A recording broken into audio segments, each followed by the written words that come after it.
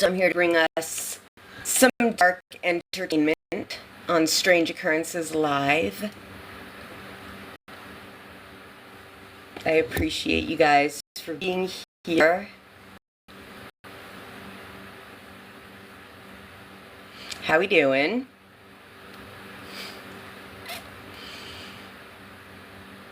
How we doing? Hi, Pink Freud. You have the coolest name. That's awesome. It makes me think of Peanuts gang, Lucy, when she has the therapy session for 5 cents. My mind is strange. That's why I the therapy session for 5 cents. My mind is strange. That's why I host a podcast called Strange Occurrences, because sometimes it's literally the things that come out of my mouth. Did this freeze? Okay, here we go. By the way, I don't know anything about gifts, diamonds, roses, goals. Hi, Carol. I don't know about any of this stuff that, like, you know, makes you, like, monetize live things. I'm literally just, like it says set a goal. I don't know. I don't know what to do. Like, I need, like, tutelage. I need tutelage from someone younger than me. I'm a Gen Xer, 76 Gen Xer. So I'm at the final 4 years of the awesome generation.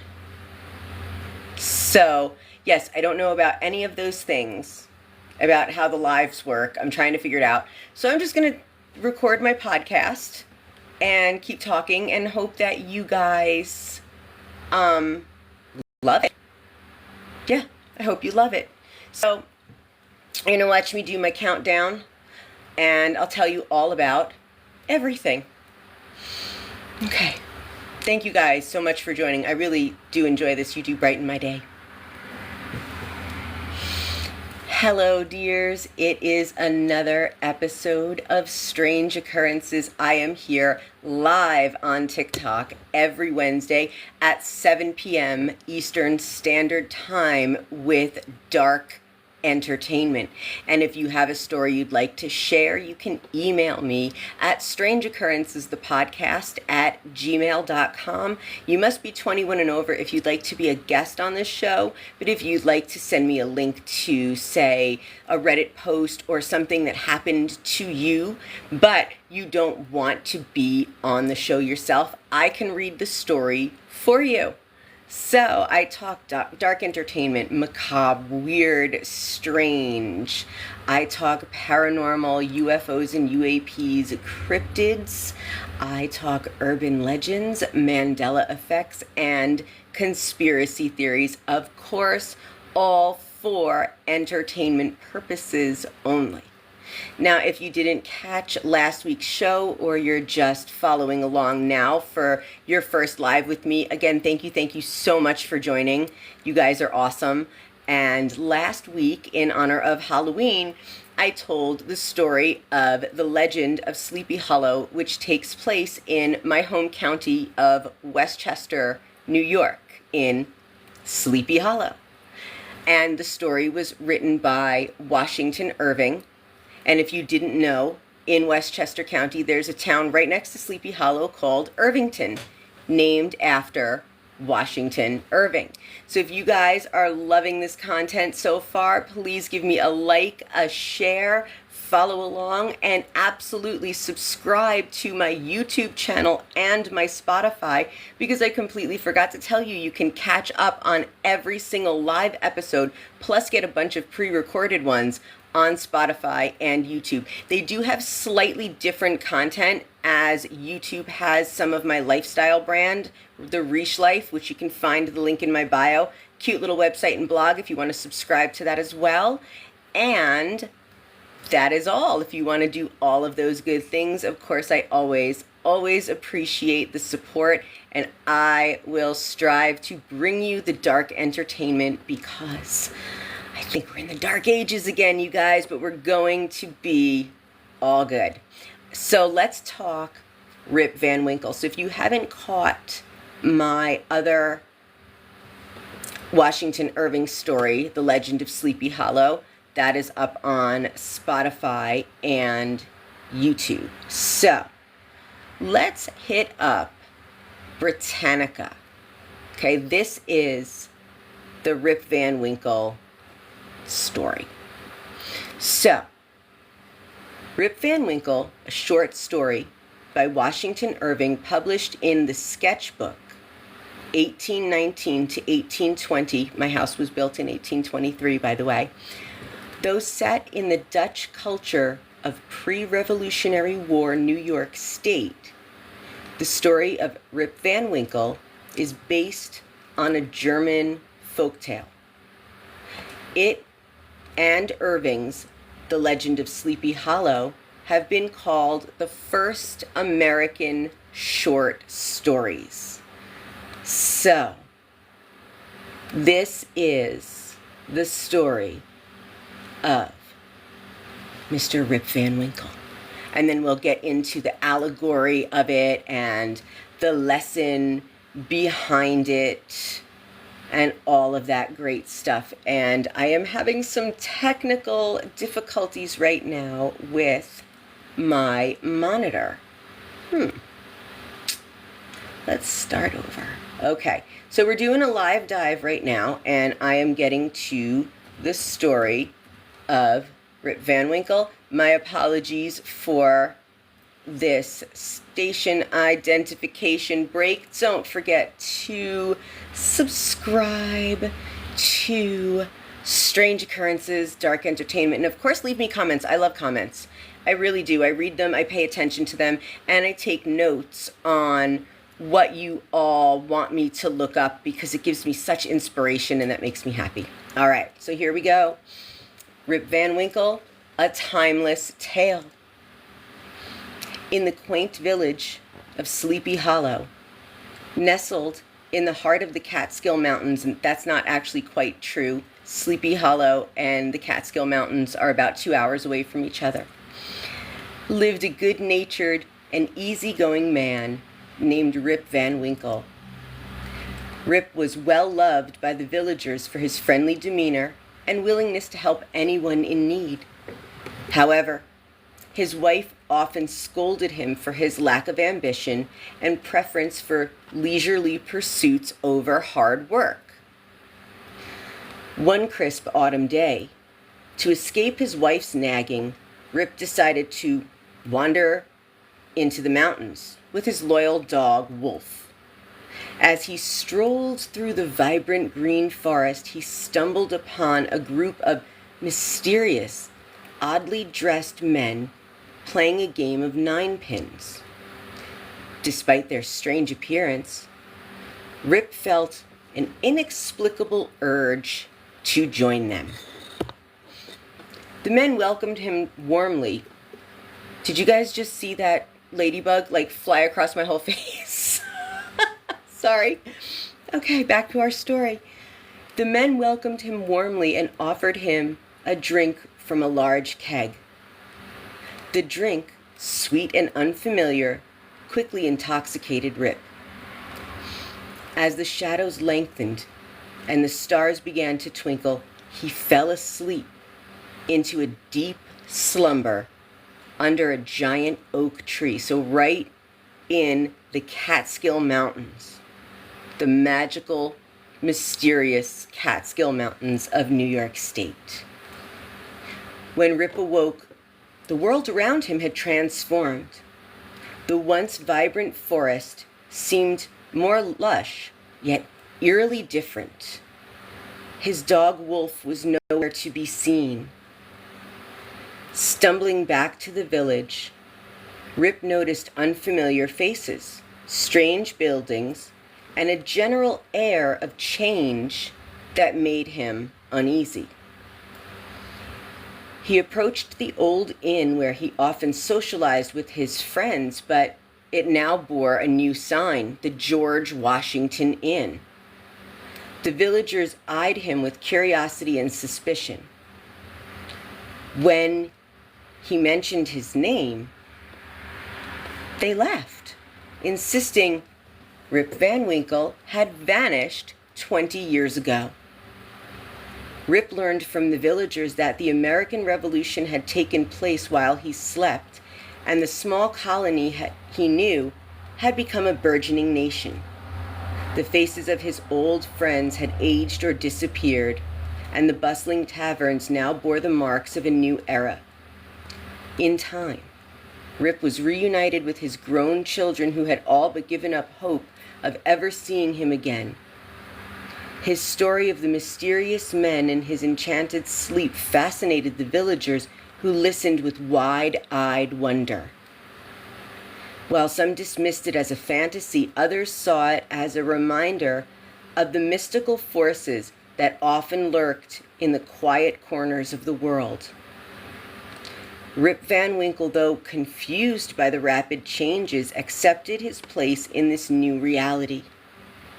He spent his remaining days sharing his extraordinary tale with anyone who would listen, and a living relic of a bygone era, reminding everyone of the strange and unpredictable flow of time.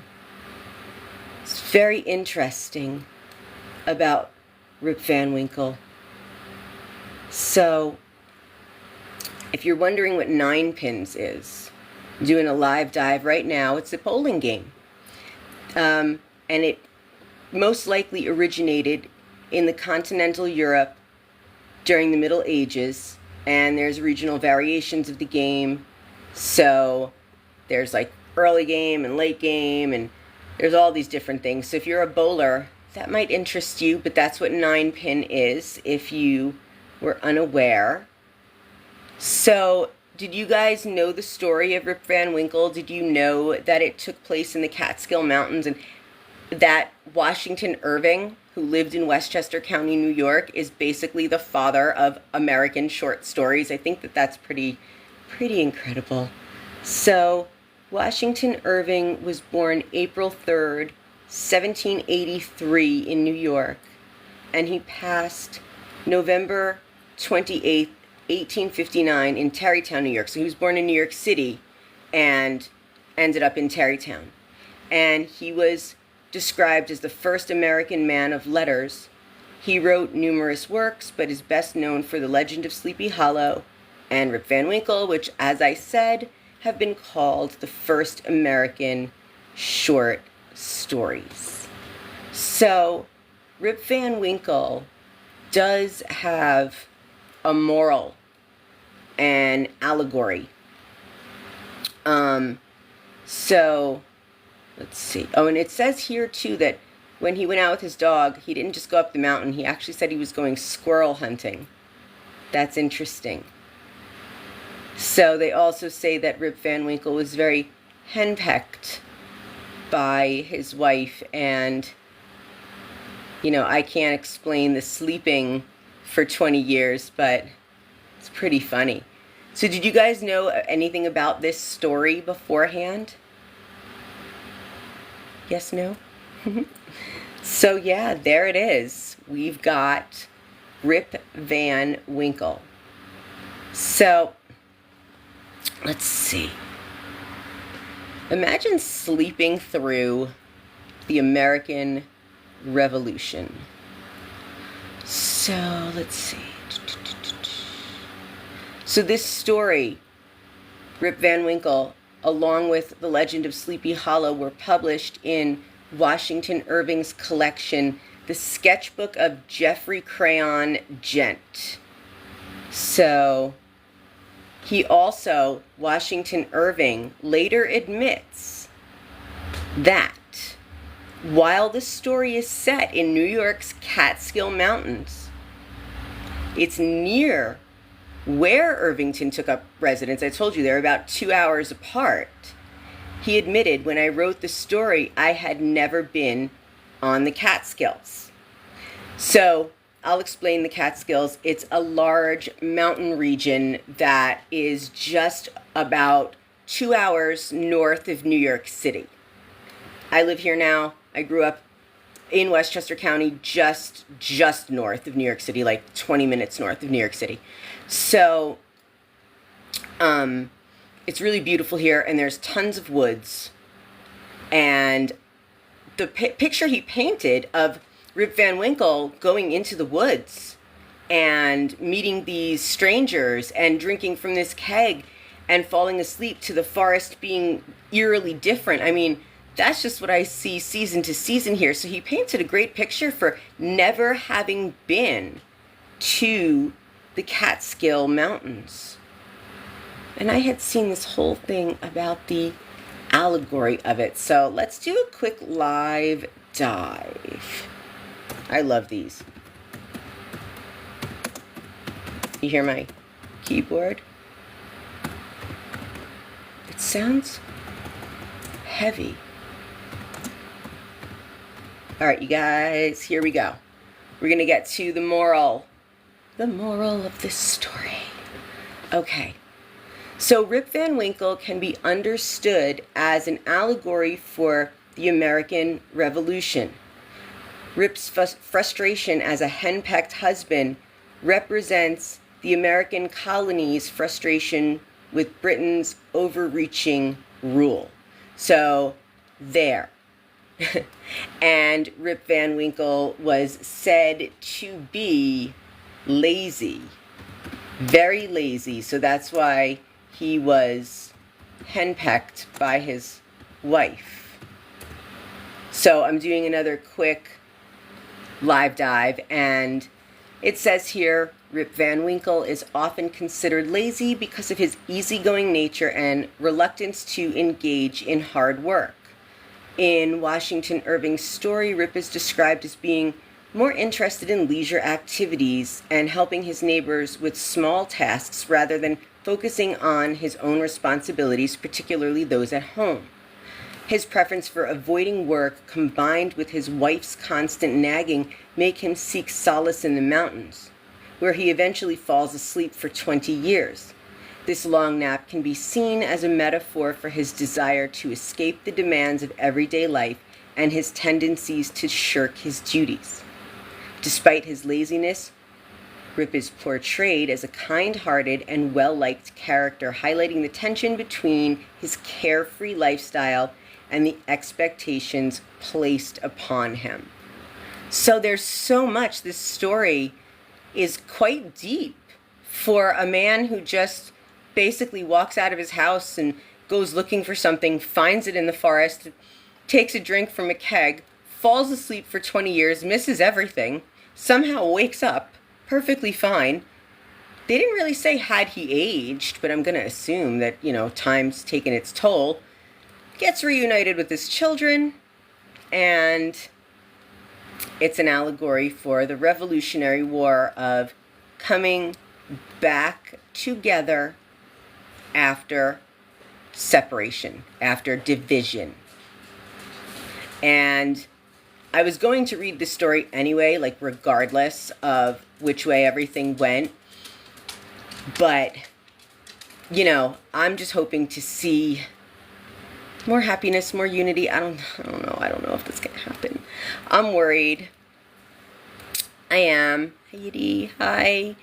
But I think that if we take these stories, we find some solace in what they give us,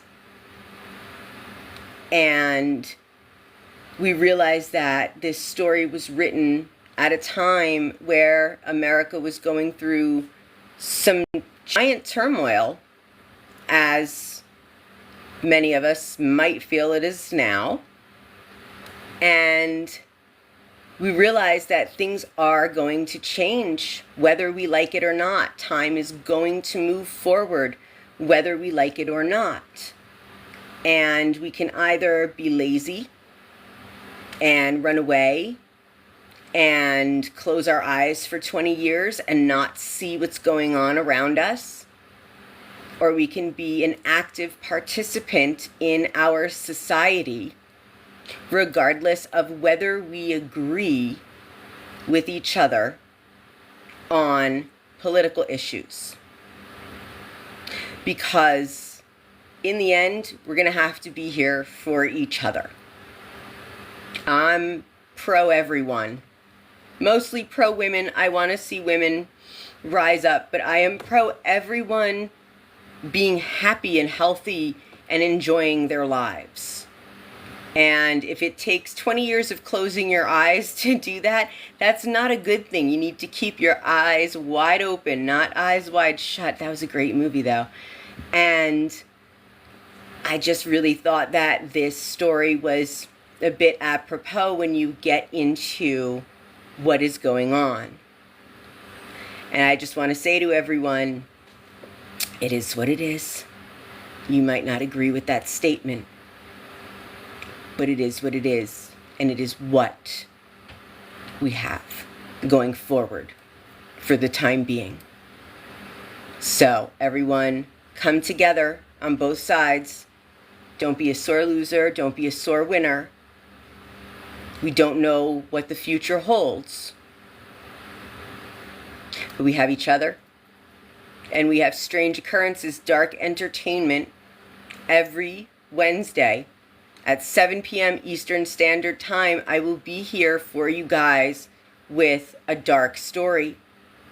Now, if you want to subscribe so that you don't miss anything, I want to let you know that many months back when I first started Strange Occurrences, I talked about the strange occurrence of the lights over Bullville, New York, which is right in this area. It's right in the Catskill Mountains. And the lights were otherworldly. Lights in the sky. Lights from something that many people saw that was not of this world. Well, I did a podcast about it. I know it is definitely up on Spotify. I'm not sure if it's up on YouTube. You guys would have to check. And in that podcast, I spoke about two of the eyewitnesses of this craft in the sky texting each other 302 Bullville, which is where it happened, Route 302 in Bullville. So, it took me a while, but I finally got the eyewitness account of all three.